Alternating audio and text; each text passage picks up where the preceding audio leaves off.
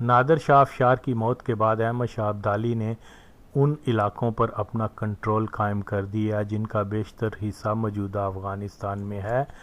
ابدالی سے قبل بنگال تک قابل مغل سلطنت کا راج تھا۔ 1747 میں ابدالی نے پشاور اور وہ بیشتر علاقے جو موجودہ دور میں پاکستان کے صوبہ خیبر پختونخوا میں شامل ہیں پر قبضہ کیا، اور 1818 میں ان علاقوں پر سکھوں کا قبضہ ہو گیا، تو یوں یہ علاقے کوئی 70 سال کا عرصہ سلطنت درانیہ کا حصہ رہے۔ 1849 میں انگریزوں نے یہ علاقے سکھوں سے جنگ کے بعد حاصل کیے اور پھر 1947 میں یہ علاقے پاکستان کے وفاق کا حصہ بن گئے۔ ایک بات قابل ذکر ہے کہ ابدالی خاندان کے حکمرانوں نے جس قدر زیادہ توجہ سکھوں اور مرہٹوں سے جنگ کر کے پنجاب اور دلی پر قبضہ کرنے کے لیے وقتاً فوقتاً جنگیں کیں، مگر سکھوں اور انگریزوں سے پشاور کو آزاد کروانے کی اس قدر زیادہ کوشش نہیں کی گئی، جہاں کے باشندے ان کے اپنے ہم مذہب، زبان اور نسل سے تعلق رکھتے تھے، جو کہ ایک دلیل ہے کہ افغان بادشاہ احمد شاہ ابدالی اور پھر اس کا خاندان کسی گریٹ پشتون سلطنت کی بجائے ہندوستان میں مغلوں جیسی امیر سلطنت قائم کر کے زوال پذیر ہوتی مغل سلطنت کا جانشین بننا چاہتے تھے، مگر پنجاب میں سکھوں کی عسکری قوت بڑی حد تک افغانوں کی راہ میں رکاوٹ تھی۔ اگرچہ پنجاب کے مسلمان ہم مذہب افغانوں کے ہمدرد تھے اور سکھ تسلط کی بجائے افغانوں کی حکومت کے حامی تھے، مگر احمد شاہ ابدالی نے پنجاب میں لوٹ مار اور قتل و غارت سے ہزاروں مسلم و غیر مسلموں کا قتل عام کیا، تو پنجاب کی مسلم آبادی افغانوں سے بدظن ہوئی، حتیٰ کہ لوٹ مار سے فارغ ہو جب ابدالی لاہور کی مسجد وزیر خان میں نماز جمعہ ادا کرنے آیا تو لاہور کے مسلمان اس سے ناخوش تھے، اور علامہ شہر یار جو کہ لاہور کی مشہور مسجد وزیر خان کے امام تھے، آپ نے ابدالی کو بلند آواز مخاطب کرتے ہوئے فرمایا کہ تو کل تک ایک لٹیرے نادر شاہ کا نوکر تھا، جب تو بادشاہ بنا تو تم نے اس لٹیرے کی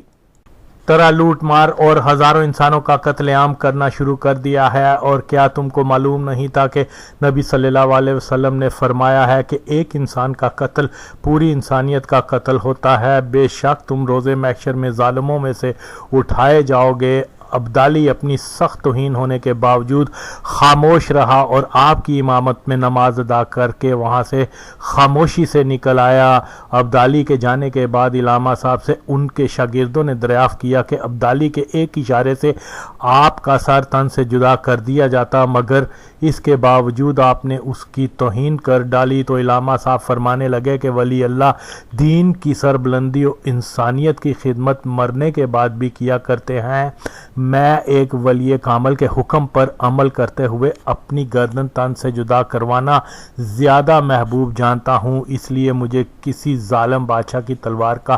ہرگز خوف نہیں تھا۔ غالباً علامہ شہر یار کی مراد مسجد وزیر خان کے صحن میں مدفن حضرت سید محمد اسحاق گرزانی رحمۃ اللہ علیہ کا حکم مبارک تھا۔ 1947 میں پاکستان کے بننے کے بعد افغانستان اور پاکستان میں کشیدگی کی وجہ افغان امیر عبد الرحمن خان، جس کو انگریزوں نے ہی بادشاہ بنایا تھا، کے زمانے کے معاہدے ڈیورنڈ لائن کو مانا جاتا ہے، اور ہر دور کی افغان حکومت ڈیورنڈ لائن کو تسلیم نہ کرنے کے ایک سے زیادہ عذر بیان کرتی چلی آئی ہے۔ کبھی کہا جاتا ہے کہ امیر عبد الرحمن چونکہ انگلش نہیں جانتا تھا اور اس کو اس معاہدے کی شرائط جو انگلش میں لکھی گئی تھی پر کوئی سمجھ نہیں تھی، یا یہ کہ افغان امیر پر شدید دباؤ تھا کہ وہ معاہدے پر دستخط کرے۔ افغانوں کا یہ بھی کہنا ہے کہ عبد الرحمن خان نے سر کے اشارے سے معاہدہ کیا وغیرہ۔ بہرحال معاہدہ دباؤ میں ہوا، لسانی رکاوٹ یا سر کے اشارے سے، لیکن باہر طور معاہدہ ہوا تھا۔ لیکن اس معاہدے کی ایک بہت بڑی وجہ اس دور کے سیاسی حالات و واقعات ہیں، اور اکثر مورخین نے ڈیورنڈ لائن معاہدے کی اس اہم ترین وجہ کو نظر انداز کیا ہے کہ یہ وہ وقت تھا کہ جب زار روس کی توسیع پسندانہ پالیسی کے باعث وسط ایشیا کی مسلم ریاستوں پر روسیوں کا قبضہ ہو چکا ہوا تھا اور تقریباً 1880 سے لے کر 19ویں صدی کے آخر تک روس مسلسل وسط ایشیا کی مسلم ریاستوں پر قابض ہوتا جا رہا تھا۔ امیر عبد الرحمن خان کو ہمیشہ اس بات کی فکر رہتی تھی کہ کہیں روس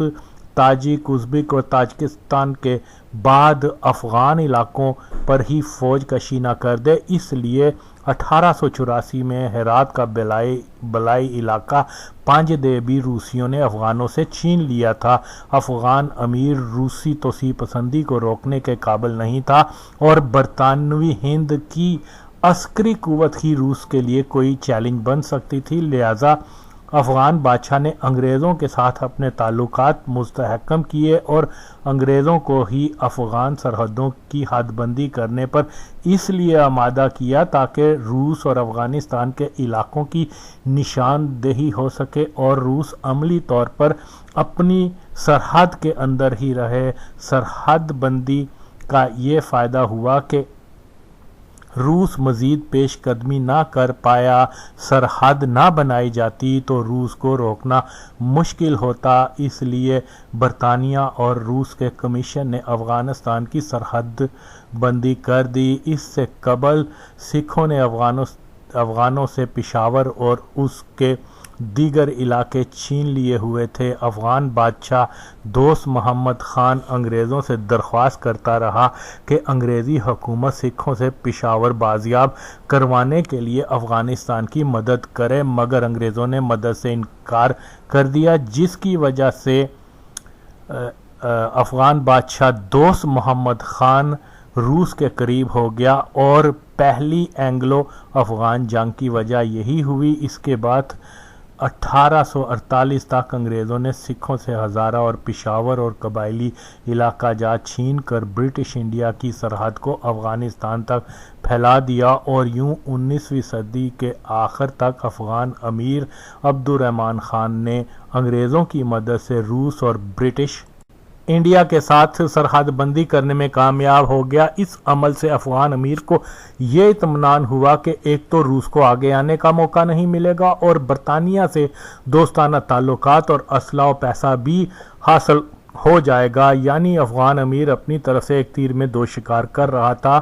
عبد الرحمن خان روسیوں کی نسبت انگریزوں پر زیادہ اعتماد کرتا تھا اور ان کا اتحادی بن کر خود کو محفوظ سمجھتا تھا، جیسا کہ افغان امیر کی آٹو بایوگرافی پر لکھی کتاب دبدبہ امیری، جو کہ اس کا اردو ترجمہ ہے، میری نظر سے گزرا، تو اس میں افغان امیر روسی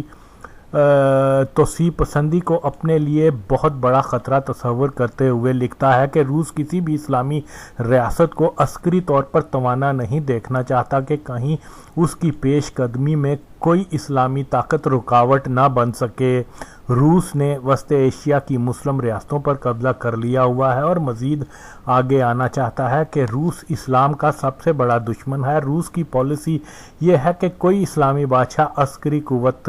نہ بن پائے، مگر اس کے مقابل انگریزوں کی پالیسی اسلام دوست ہے اور انگریزی حکومت مسلم ریاستوں کو آزاد اور خود مختار دیکھنا چاہتی ہے، لہذا اس میں شک نہیں کہ تمام دنیا کی مسلم ریاستیں روس کی بجائے برطانیہ سے دوستی کرنا پسند کرتی ہیں۔ اس لیے افغانستان کے حق میں بھی بہتر ہے کہ برطانیہ سے دوستی اور نزدیکی تعلق رکھا جائے۔ اس تاریخی دستاویز کے مفہوم کے مطابق افغان بادشاہ وسط ایشیا کے بعد افغان علاقوں کے لیے روسی پیش قدمی کے خطرے کی وجہ سے برطانیہ جیسی بڑی عسکری طاقت کے قریب ہو ایک اتحادی بننے کی پالیسی پر گامزن تھا۔ دراصل یہ برطانیہ ہی تھا جس نے روس کو موجودہ افغانستان کے علاقوں پر قبضہ کرنے سے باز رکھا، جیسا کہ 1838 اور 1856 کی افغان پرشیا جنگوں جو کہ ہرات پر قبضے کے لیے ہوئی تھیں۔ ان جنگوں میں برطانیہ نے افغانستان کی طرف سے مداخلت کرتے ہوئے ہرات پر پرشیا کا قبضہ نہ ہونے دیا۔ برطانیہ نے روس کو افغانستان اور سینٹرل ایشیا کے درمیان سرحد بنانے پر آمادہ کیا تھا۔ روسی کمیشن نے جان بوجھ کر اس لیے سرحد بندی کا معاہدہ کرنے میں تاخیری حربے استعمال کیے تا وقت کہ روسی افواج کا افغان علاقے پنجدے پر مکمل قبضہ نہ ہو گیا۔ روسی فوج نے ایک زبردست حملے میں 600 افغان فوجیوں کو ہلاک کر کے پنجدے پر قبضہ کرنے کے بعد ہی سرحد بندی کی تھی، اور اس کے بعد 1885 میں روس اور افغانستان کے درمیان ایک تسلیم شدہ سرحد بندی ہو پائی۔ اگر برطانیہ کے دباؤ کے تحت روس یہ سرحد بندی نہ کرتا تو افغان سرزمین پر روسی پیش قدمی جاری رہتی۔ ان تمام تاریخی حقائق سے ثابت ہوتا ہے کہ موجودہ افغانستان کی تشکیل میں انگریزی تائید و مدد ضرور شامل تھی، اور ڈیورنڈ لائن کا معاہدہ عبد الرحمن خان نے کسی مجبوری کے لیے نہیں کیا تھا بلکہ اپنی سرحدیں محفوظ کرنے کے لیے کیا تھا۔ اگرچہ موجودہ افغانستان کی تشکیل انگریزوں نے پاکستان کے بننے سے 110 سال قبل ہی کر دی تھی، مگر اس کے باوجود افغانستان میں سرکاری اور عوامی طور پر پاکستان کو انگریزوں کا بنایا ملک بتایا جاتا ہے۔ کوئی قوم اگر اپنی تاریخ سے ہی انحراف کر کے دوسروں پر تنازنی کرے تو پھر اس کی اصلاح ہونا مشکل تر ہو جاتا ہے۔ اس کے علاوہ ایک اور اہم معاہدہ جو کہ لاہور معاہدہ ہے، جس کو 3 طرفہ معاہدے کے نام سے جانا جاتا ہے، جو افغانستان کے شاہ شجاع، رنجیت سنگھ اور انگریزوں کے درمیان 1838 میں ہوا تھا۔ اس معاہدے کے مطابق شاہ شجاع انگریز دونوں نے کشمیر، پشاور، اٹک، ہزارہ، ٹانک، خیبر، بنو، ملتان تک کالا باغ تک رنجیت سنگھ کی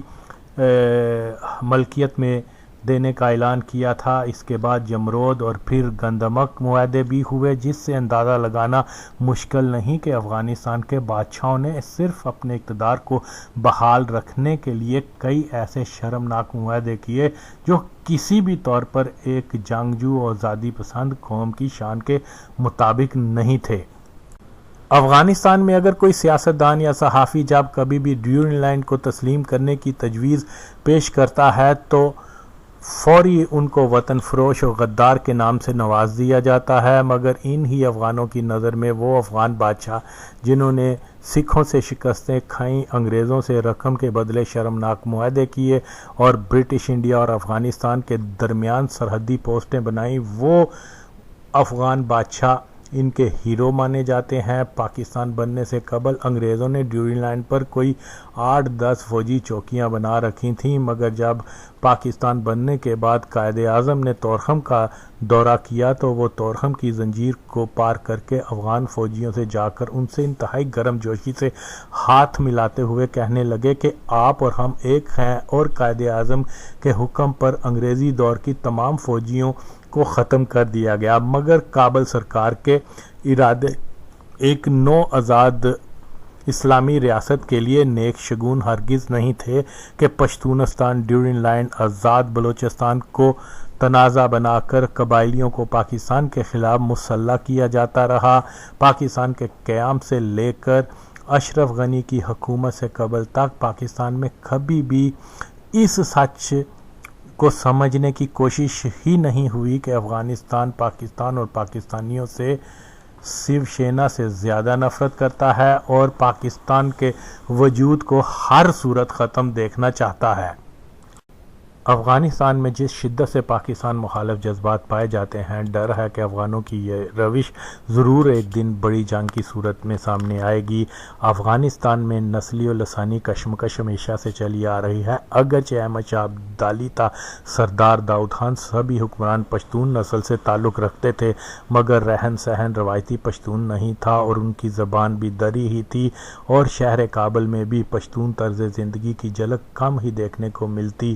میں تقریباً 3 سال تک کابل کے فیشنیبل محلے شہر نو میں رہتا رہا ہوں۔ اس محلے میں جن لوگوں سے ہماری جان پہچان تھی، یہ اکثر سوال کیا کرتے کہ اگر آپ پاکستانی ہیں تو پشتو کیوں نہیں بولتے اور لنگی شلوار قمیض وغیرہ بھی نہیں پہنتے، اس لیے آپ پاکستانی نہیں بلکہ ہندوستانی ہی ہو سکتے ہیں۔ مگر جب کبھی بھی ہمارے پشتون ساتھی پشاور سے کابل آ کر ہمارے ساتھ رہتے تو پھر ان کو احساس ہوتا کہ یہ خانہ پاکستانیہ ہی ہے۔ کابل شہر میں روایتی پشتون حلیے کے افراد کو تہذیب و تمدن، ادب و آداب سے خالی سمجھا جاتا اور جس طرح سے لاہور میں ایک دیہاتی کو پینڈو قرار دے کر اس کا تمسخر اڑایا جاتا، اس قسم کا حال یا اس سے بھی زیادہ تمسخر کابل میں پشتون حلیہ افراد کا اڑایا جاتا۔ خلقیوں نے جب سور انقلاب برپا کیا تو پشتون کلچر اور لسان کو کھل کر پروموٹ کیا جانے لگا۔ نور محمد ترکئی پہلا افغان صدر تھا جس نے اپنی اکثر تقاریر کا ذریعہ پشتو زبان کو بنایا تھا۔ ریڈیو ٹی وی پر پشتو گانے، ترانے، ڈرامے سابق ادوار کی نسبت زیادہ چلنا شروع ہو گئے۔ کئی بار ایسا ہوا کہ خلق پارٹی کارکنوں نے جب ہمیں دری میں بات کرتے سنا تو وہ سخت لہجے میں ہمیں ٹوک دیتے کہ او برادر پشتو گپ دے، این سرزمین افغانہ است، چرا دری حرف میں زنی کے این لسان خارجی است۔ غیر پشتون خلقی پرچمی جو پشتون مخالف پارٹی ستم ملی سے متاثر تھے، ان کا عام خیال تھا کہ نور محمد ترکئی نے انقلاب سور میں اہم کردار ادا کرنے والے عبدالقادر جو وزیر دفاع بھی تھا، چونکہ وہ ہرات کا غیر پشتون شخص تھا، نور ترکئی نے اس کو گرفتار کیا تھا کہ عبدالقادر نے KGB کے افسران کو شکایت کی تھی کہ ترکئی حکومت ایک سوشلسٹ انقلاب کو پشتون انقلاب کے رنگ میں بدل رہی ہے۔ شہر نو کے محلے میں ہمارا ہمسایہ جو کہ وزارت داخلہ میں رئیس تفتیش تھا، اس کے گھر اکثر گلاب زئی اور دیگر خلقی افسران کی محفلیں سجا کرتیں اور مشہور پشتو گلوکارہ نغمہ بھی ان محفلوں میں شریک ہوا کرتی۔ ایک دن چند افراد جو کہ سخت نشے میں تھے، کوئی وزارت داخلہ کا افسر ان کو ہمارے گھر میں لے آیا اور ہمارے ایک پشتون ساتھی کو کہنے لگا کہ ان کو محفل سے نکال دیا گیا ہے، آپ کچھ دیر ان کو مہمان سمجھ کر اپنے پاس رکھ لیں۔ بہرحال ان میں ایک موٹے جسم شخص جو نغمہ کو گالیاں دے کہنے لگا کہ وہ ایک عرب کے لیے تو گاتی ہے مگر اپنے وطن دار پشتون کو محفل سے نکلوا دیتی ہے۔ جب اس سے پوچھا گیا کہ عرب کون ہے تو کہنے لگا یہی گلاب زئی تو عرب ہے نہ کہ پشتون۔ ہمارے ساتھی نے اس کو کہا کہ گلاب زئی تو پختیا وال ہے، جس پر اس شخص نے گالیاں دیتے ہوئے کہا کہ وہ تو سید ہے اور سید عرب ہوتے ہیں نہ کہ پشتون۔ یہ بندہ انتہائی بد زبان اور متعصب قسم کا انسان تھا اور بڑے فخر سے بتاتا رہا کہ فلاں گاؤں میں میں نے 40-50 ہزارہ، فلاں کریا میں سینکڑوں تاجک ازبک مار ڈالے کہ افغانستان میں کمیونزم لانے کے لیے ضروری ہے کہ پشتون قوم کا غلبہ رہے۔ پاکستانیوں، قابلیوں، ہر ایک کو برا بلا کہتا اور ایک دن اس خطے میں بسنے والی تمام قوموں کو غلام بنا کر پشتون کمیونسٹ ریاست بنانے کا ارادہ رکھتا تھا۔ اس شخص کا نام قہرمان جبار تھا اور شنید ہے کہ یہ بندہ آج کل اشرف غنی کا اعتمادی ساتھی ہے۔ اب جس حکومت میں اس قسم کے افراد ہوں گے تو پھر خیریت کی توقع لگانا بیکار ہے۔ آج کے دور میں پاک افغان دوستی کی رکاوٹ کی اصل بنیاد ہی افغانستان میں بسنے والی اقوام کی آپس کی کشمکش ہے کہ بد نصیبی یہ ہے کہ افغانستان کی غیر پشتون اقوام کو یہ خدشہ رہتا ہے کہ اگر پاک افغان تعلقات خوشگوار ہوں گے تو سرحد کے دونوں جانب آباد پشتون نزدیک ہوں گے، باہمی تجارت، نقل و حمل اور سیاسی و معاشی ہم بستگی مستحکم ہوگی، جس کی وجہ سے افغانستان میں پشتون غلبے کو مزید تقویت ملے گی۔ امر صالح عبداللہ قانونی وغیرہ کی پاکستان سے مخالفت سے مراد فقط و فقط پشتون قوم کی مخالفت ہی ہوتی ہے کہ پنج شیری، ازبک، ہزارہ کا پاکستان کی دیگر قومیت سے نہ تو کوئی لین دین ہے اور نہ ہی ان کا کوئی تضاد ہے۔ کیونکہ غیر پشتون سیاستدان یا دانشور وغیرہ کھل کر پشتون مخالفت بیان بازی نہیں کر سکتے، لہٰذا پاکستان یا پاکستانی دشمن ما سے ان کی مراد پشتون قوم ہی ہوتی ہے کہ ذوالفقار علی بھٹو کے دور حکومت میں جب سردار داؤد کے خلاف وادی پنجشیر میں پاکستانی مدد سے بغاوت شروع ہوئی تھی تو یہی تاجک جن کو آج پاکستان کا مخالف سمجھا جاتا ہے، پاکستان کے زبردست حامی تھے کہ وہ پاکستان کی مدد سے ایک خود مختار پنجشیر کے خواہاں تھے، مگر بھٹو داؤد خان کو مذاکرات پر لانا چاہتا تھا اور افغانستان میں کسی خود مختار ریاست بنانے پر ہرگز سنجیدہ نہیں تھا 1975 کی پنجشیر بغاوت اگرچہ ناکام ہو گئی، مگر داؤد خان کو احساس ہو گیا کہ کہیں ایسا نہ ہو کہ ایک پشتونستان بنانے کے چکر میں افغانستان میں کئی خود مختار ریاستیں ہی نہ بن جائیں۔ اس لیے اس نے اپنی پالیسی سے یو ٹرن لیا اور پاکستان سے دوستی کی طرف چل پڑا۔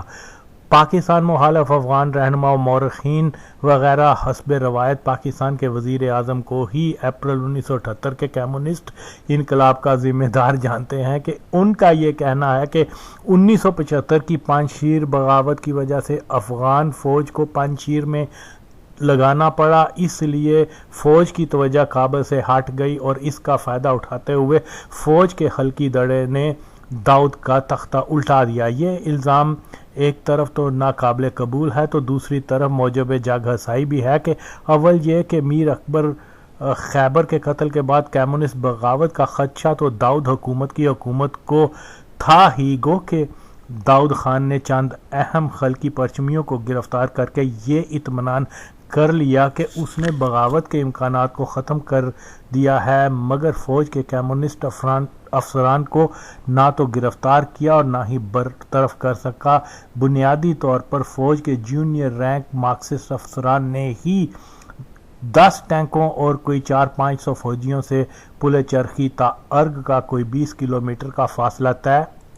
کر کے دن کے 12 بجے صدارتی محل پر پہلا گولہ برسایا، جہاں داؤد خان اپنے وزراء سے مشاورت کر رہا تھا۔ کابل اور کرغا میں اس وقت 15,000 افغان فوجی، سینکڑوں بختربند اور ٹینک موجود تھے جو آسانی سے بغاوت کو کچلنے کی قدرت رکھتے تھے، مگر افغان ریاستی اداروں میں کمیونسٹ چھائے ہوئے تھے جنہوں نے داؤد حکومت کو بچانے کی ہرگز کوشش نہیں کی تھی۔ فوجی بغاوت 5 شنبے یعنی جمعرات کے دن ہوئی تھی اور افغان سرکاری محکموں میں 70% سرکاری ملازم اس دن چھٹی ہی مناتے ہیں، اس لیے بھی پل چرخی سے شروع ہو جاگرن وطن یار کے چند ٹینکوں کو کابل کی سڑکوں پر مٹر گشت کرنے کا کسی سرکاری محکمے نے نوٹس تک نہ لیا اور دیکھتے ہی دیکھتے باغی ٹولہ داؤد خان کے سر آن پہنچا۔ سور انقلاب داؤد خان کی غلط پالیسی اور افغان حکومت کی غفلت کا نتیجہ تھا، جس کو پاکستان کے وزیر اعظم ذوالفقار علی بھٹو کے سر تھوپنا دراصل وہی پرانی افغان روایت کے ہر خرابی کے تانے بانے پاکستان سے ملا دینا ہے۔ یوں بھی امان اللہ خان کے دور سے ہی افغانستان کا جھکاؤ کافی حد تک روس کی طرف ہو چکا تھا اور پھر خاص طور پر ظاہر شاہ کے 40 سالہ دور میں افغان فوجی افسران کی تربیت کے لیے ان کو روس بھیجا جاتا تھا اور واپسی پر یہ افسران فوجی کم اور مارکسسٹ زیادہ تیار ہو کر آتے تھے۔ اس طرح پاکستان کے فوجی امریکہ جا کر تربیت لیتے تو پھر امریکہ کے اشارے اور مفادات کے لیے ملک میں مارشل لا کا نفاذ لگا دیتے، اور یہی حال افغان فوج کا بھی تھا کہ 1973 میں اس نے داؤد خان کو روس نواز جان کر ظاہر شاہ کا تختہ الٹانے میں اس کا ساتھ دیا، اور جب داؤد خان روس مخالف مغرب عرب ممالک اور پاکستان کے قریب ہونے لگا تو فوج نے اس کے خلاف بھی بغاوت کر دی۔ اس لیے سور انقلاب کے برپا ہونے کو بھی پاکستانی وزیر اعظم کے کھاتے میں ڈالنا اپنی ہی تاریخ سے فریب ہے۔ اسی طرح سے جب حفیظ اللہ امین نے پاکستانی صدر ضیاء کو افغانستان کا دورہ کرنے کی دعوت دی جو قبول کر لی گئی تھی، اس کے بعد حفیظ اللہ امین کو بھی قتل کر دیا گیا۔ امین نے جب حکومت اپنے ہاتھ میں لی تو گلاب زوئی، مزدور یار، وطن یار سروری نے روسی سفارت خانے میں پناہ لے روسی سفیر کو قائل کر دیا کہ امین CIA کا ایجنٹ ہے اور اگر افغانستان میں روسی فوج کو نہ لایا گیا تو پھر یہاں امریکی فوج آ جائے گی۔ 4 کے فراری ٹولے نے امین سے اپنی جان بچانے کے لیے ایک سپر پاور کو افغانستان میں فوج کشی پر تیار کر لیا۔ نتیجہ سب کے سامنے ہے۔ بہرحال میں نے غیر پشتون افغانوں کی پاکستان سے نفرت کی وجہ کو بیان کیا تھا، مگر جو پشتون نسل افغان پاکستان کے مخالف اور شدید نفرت کرتے ہیں، انتہا درجے کے قوم پرست ہیں اور سارے خطے میں اس پشتون نسل کے غلبے کو دیکھنا چاہتے ہیں جس کا تعلق افغانستان سے ہے۔ بلا شبہ یہ طبقہ پاکستان میں بسنے والے پشتونوں کو دوسرے تیسرے درجے کا پشتون خیال کرتا ہے۔ یہ افغان عام طور پر پاکستانی پشتونوں کو پہلے انگریزوں اور پھر پنجابیوں کا غلام کہتے ہیں۔ ان کا ماننا ہے کہ پاکستان میں بسنے والے پشتون اپنی روایتی اقدار کو چھوڑ پنجابی روایات کو اپنا چکے ہیں۔ اس طبقے کے رہنما، دانشور اور صحافی وغیرہ کا یہ بھی ماننا ہے کہ اسرائیل نے جس طرح فلسطین میں یہودی آباد کیے، اسی طرح سے پاکستان نے پنجابیوں، ہند کو اور کشمیریوں کو پشتون علاقوں میں آباد کر دیا، تاکہ جب کبھی پشتونستان یا پاکستانی پشتونوں کو افغانستان کے ساتھ ملنے پر رائے شماری ہو تو اکثریت پاکستان کے حق میں جائے۔ اس قسم کے سخت گیر مگر غیر حقیقی سوچ کے مالک افغانستان کے سبھی حلقوں میں بکثرت پائے جاتے ہیں، چاہے وہ خلقی پرچمی، شاہی نظام حامی، سردار داؤد کے حامی، طالبان، حقانی، گلبدین، سیاب وغیرہ ہی کے طرفدار کیوں نہ ہوں۔ پاکستان سے نفرت کی انتہا میں 22 کروڑ کلمہ گو پاکستانیوں کو بغیر ہچکچاہٹ کے کافر تک کہتے ہیں، جبکہ جس کسی نے اہل ایمان کو بلا شرعی دستور کافر کہا تو وہ خود خارج الاسلام ہو جاتا ہے، مگر اکثر افغان شاید اس شرعی مسئلے سے بھی آگاہ نہیں ہیں۔ تاریخی اعتبار سے افغانستان کو ہندوستان کا سب سے بڑا دشمن کے طور پر جانا جاتا ہے، مگر جیسے ہی پاکستان کی تشکیل ہوئی اور پاک بھارت دشمنی کا آغاز ہو گیا تو اس کے ساتھ افغانستان نے ہندوستان کو افغانوں کا سب سے بڑا دوست قرار دے دیا، جو کہ تاریخ کا سب سے بڑا جھوٹ ہے کہ باوجود ہند افغان دوستی اور بھائی چارے کے دروغ بزرگ کا پرچار جاری ہے، مگر سچ یہ ہے کہ بھارت کی تاریخ میں افغانوں کو ڈاکو، قاتل، لٹیرے لکھا جاتا ہے۔ پاکستان دشمنی کی بنیاد پر افغان حکمران اپنی قوم کو درست تاریخ بتانے سے ہی گریز کرنا شروع کر دیں تو پھر پاک افغان دوستی کا کوئی امکان پیدا ہو ہی نہیں سکتا، جبکہ مسلمانوں کا بدترین دشمن بھارت اور افغان حکمران چاہتے ہی یہی ہیں کہ پاکستان اور افغانستان میں کبھی دوستی ہونے نہ پائے۔ افغانوں کا کہنا ہے کہ ہندوستان ہمارے ملک میں تعمیری کام کرتا چلا آ رہا ہے، اس لیے ہم اس کی قدر کرتے ہیں، اس وجہ سے اس کو پسند کرتے ہیں، مگر سچ یہ ہے کہ جدید افغانستان میں سب سے زیادہ تعمیری کام روس نے کیے۔ پختہ سڑکیں، کارخانے، ہسپتال، ایئرپورٹ، جدید رہائشی سہولتیں، سکول وغیرہ سے لے کر فوج، پولیس اور دیگر ریاستی ادارے روس نے بنائے ہوں تو پھر اس روس کو پاکستان کے بعد افغانستان کا سب سے بڑا دشمن تو نہیں کہنا چاہیے۔ موجودہ دور میں امریکہ نے ابھی تک 50 سے 60 بلین ڈالر کی افغانستان کو مدد دی ہے اور ہندوستان نے اس کے مقابل 1 بلین ڈالر کی مدد دی۔ اس کے باوجود امریکہ کی بجائے ہندوستان کو افغان عوام کا سب سے بہترین دوست قرار دیا جاتا ہے۔ آج بھی اکثریت افغان عوام سور انقلاب کو افغان مسلمانوں کا قاتل و دشمن کہتے ہیں، مگر اس ہی افغانوں کے قاتل انقلاب کو روس کے بعد ہندوستان نے ہی سب سے پہلے نہ صرف تسلیم کیا تھا بلکہ اس ہی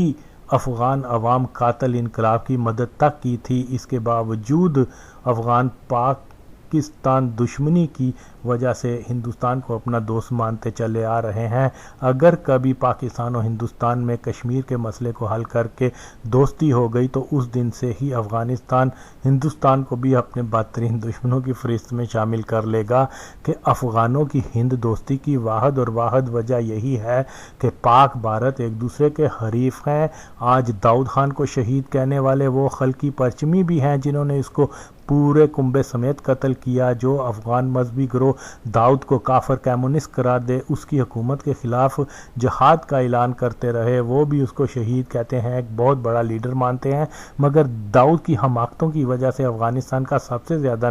نقصان ہوا۔ 70 کی دہائی کے وسط میں داؤد خان نے افغانستان کو عرب ممالک، پاکستان اور مغرب کے قریب لانے کی کوشش شروع کی تو روسی صدر نے ایک ملاقات میں جب برزنیف نے داؤد خان سے پوچھا کہ آپ سرمایہ دار بلاک کی طرف کیوں جا رہے ہیں، جس کے جواب میں داؤد نے 2 ٹوک جواب دیا کہ افغانستان ایک خود مختار و آزاد ملک ہے جس سے مرضی اپنے تعلقات استوار کرے۔ اب افغانستان جس روسی امداد سے چل رہا ہو اس روس کو تو خواہ مخواہ حق پہنچتا ہے کہ وہ افغانستان کو اپنی حریف قوتوں سے دور رکھے۔ شاید سور انقلاب کی فوری وجہ داؤد خان کا یہی جملہ بن گیا ہو۔ بہرحال افغانستان کے پشتون قوم پرست احمد شاہ ابدالی، جس کو احمد شاہ بابا بھی کہتے ہیں، اور اس احساس سے اس کو اپنا قائد اور رہنما تصور کرتے ہیں کہ ابدالی ایک عظیم پشتون سلطنت کا داعی تھا جس نے تمام پشتونوں کو ایک بڑی سلطنت میں متحد کر پشتون اقدار تہذیب کو اجاگر کیا، اور اسی تصور کا دوسرا نام گریٹر پشتونستان ہے، جبکہ افغانستان کا جو پشتون طبقہ پاکستان کا سخت ترین مخالف ہے وہ ایک ایسے گریٹر افغانستان کے قیام کے خواہاں ہیں جس طرح سے ابدالی کے زمانے میں پشاور، بنو، سوات، پنجشیر، جوزجان وغیرہ کے علاقے قندھار اور کابل دربار کے زیر اثر تھے۔ گو کہ افغان مورخین احمد شاہ ابدالی کو ایک جدید افغانستان کا معمار اور کسی عظیم پشتون سلطنت کے بانی کے طور پر جانتے ہیں، مگر جیسا کہ پہلے بیان کر چکا ہوں کہ ابدالی اور اس کے جانشین نہ تو پشتون تہذیب کو فروغ دینے والے تھے اور نہ ہی کسی گریٹر پشتونستان کے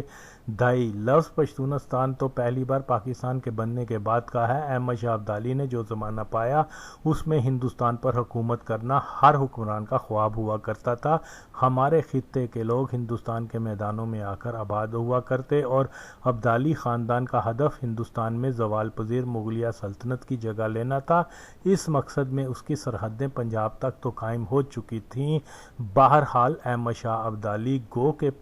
نسلی پشتون تھا اور ظاہر ہے کہ اس کو اپنی نسلی نسبت پیاری تھی، مگر ایسا بھی کوئی قوم پرست نہیں تھا جس کو کہ پختون مورخین کسی پشتون ریاست کا معمار جانے۔ اس کا بچپن ہرات یا ملتان میں گزرا۔ خود وہ ایرانی افشار فوج کا ایک سپاہی تھا اور بعد میں نادر شاہ کی فوج میں شامل پشتون سپاہیوں کا کمانڈر اس لیے بنا دیا گیا کہ باوجود نادر شاہ پشتونوں سے ناروا سلوک کیا کرتا، مگر احمد شاہ کو ایک پشتون دشمن ایرانی بادشاہ کا وفادار جانتا تھا۔ اگر احمد شاہ ابدالی خوشحال خان خٹک کی طرح پشتون نسل یا پختون والی کا جنونی متوالا ہوتا تو نادر شاہ جیسا زیرک بادشاہ کبھی بھی ابدالی کو 5000 جنگجو پٹھانوں کا سپہ سالار نہ بناتا۔ افغانستان کے پشتون قوم پرستوں کو اپنی سوچ و فکر میں حقیقت پسندی لانا چاہیے کہ پاکستان میں بسنے والے پشتون کبھی بھی کسی دوسری قوم کے غلام نہیں رہے، اور اس بات کو قبول کر لینا چاہیے کہ پاکستان کے پشتونوں نے پشتون طرز زندگی اور پشتون تہذیب کو زندہ رکھنے میں ان سے زیادہ کنٹریبیوٹ کیا ہے۔ آج اگر دنیا میں پشتونوں کی اعلیٰ پہچان برقرار ہے تو اس میں برِ صغیر کے پشتونوں کا ہی عمل دخل بہت زیادہ ہے۔ برِ صغیر کے پشتونوں نے زندگی کے ہر شعبے میں اپنی قوم کا نام روشن کیا، عملی میدان ہو، سیاسی، دینی، عسکری شعبہ ہو، ادب و ہنر سے لے کر کھیل تک کے میدانوں میں بین الاقوامی طور پر جتنا نام برِ صغیر کے پشتونوں نے پیدا کیا ہے، افغانستان کے پشتون اس کے مقابل تاحال وہ مقام پیدا نہیں کر پائے۔ شیر شاہ سوری جیسا عظیم حکمران، ڈاکٹر عبدالقادر خان جیسا بڑا سائنسدان، احمد فراز شاعر،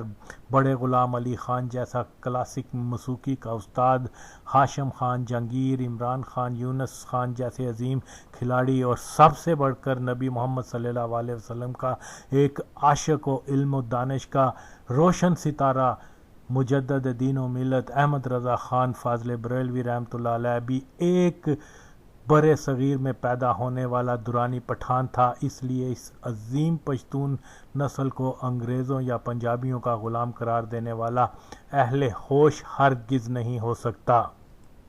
اس میں شک نہیں کہ پشتون بہادر و غیور قوم ہے، مشکل وقت میں کسی کی مدد لینا پسند نہیں کرتے، اور اگر حالت مجبوری میں کسی کی مدد لینی ہی پڑ جائے تو پھر ہمیشہ مدد کرنے والے کے احسان مند و وفاشار رہتے ہیں۔ مگر آج دیکھنے میں یہ آتا ہے کہ قبول بھی کرتے ہیں کہ 5 ملین افغانوں کو پاکستان نے پناہ دے کر ان پر احسان کیا، مگر اس ہی پاکستان کو تباہ و برباد بھی دیکھنا چاہتے ہیں، اور اس کے بدترین دشمن ہندوستان کے اتحادی بن پاکستان کو ایک سینڈوچ بنا ہضم کرنا چاہتے ہیں۔ پٹھان تو وہ غیرت مند و وفاشار قوم ہے جو اپنے محسن کے لیے اپنی جان تک قربان کر دیتا ہے۔ پشتونوں کا دستور ہے کہ اگر کوئی ان پر